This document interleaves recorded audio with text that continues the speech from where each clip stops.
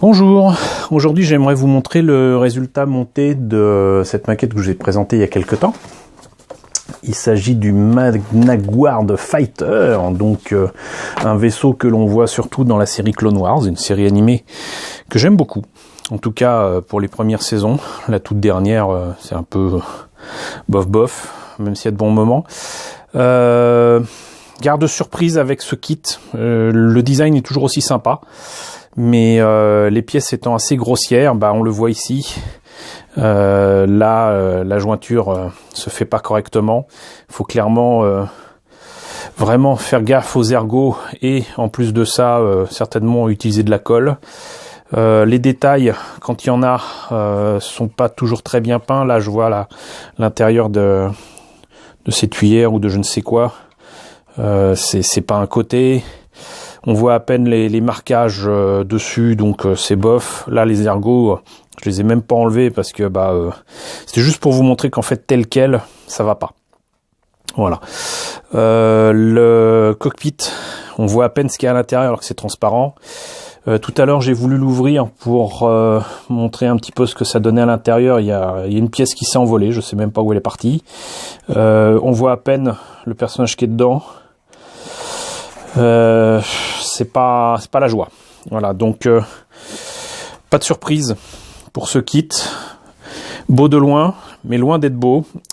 Et surtout qui va nécessiter énormément de boulot. Il y avait, parce que là par contre je les ai enlevés, des morceaux de plastique autour des pièces qui sont supposées être les tuyaux.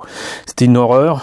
Pour les faire tenir aussi là, j'ai été obligé très clairement de mettre de la colle.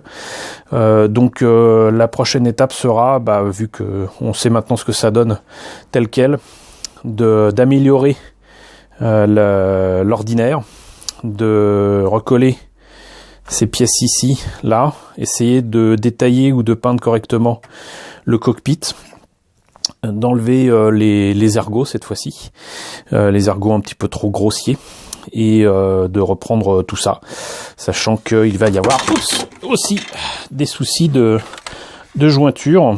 Voilà ce que c'est de filmer n'importe comment. Désolé, j'ai perdu le stand du coup, et donc de recoller tout ça. Il y aura certainement du mastic, mais regardez-moi ça, c'est non. Voilà, donc tel quel. C'est pas possible de se contenter de cette maquette montée telle quelle. Faut la reprendre très clairement avec de la colle, du mastic, de la peinture, sans quoi ça le fera pas, contrairement à d'autres kits de Clone Wars aussi. Les Jedi Starfighter sont pas si mal, quoique si je pense aux Jedi Starfighter de Clone Wars, là aussi c'est pas la joie. Le V19 c'est pas la joie, donc il y a moyen d'en faire quelque chose de sympa, mais pas tel quel.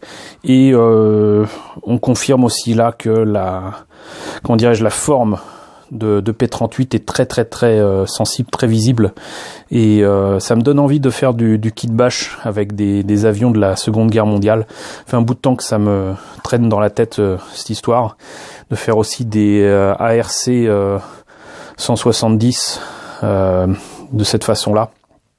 Ça peut être sympa. Voilà, donc c'était vraiment très rapide pour une fois. Vous savez à quoi vous en tenir pour ces kits-là. J'espère en tout cas quand même que cette présentation, cette deuxième présentation, vous aura intéressé. Je verrai quand est-ce que je me mettrai à l'améliorer, à le repeindre et compagnie. Ça sera à l'occasion d'une troisième vidéo. N'hésitez pas donc à me dire ce que vous en pensez. N'hésitez pas à liker, n'hésitez pas à partager, n'hésitez pas à vous abonner. Encore merci de m'avoir rejoint aussi nombreux en ce début de janvier 2018. Et à très bientôt pour une nouvelle vidéo sur les maquettes de Star Wars.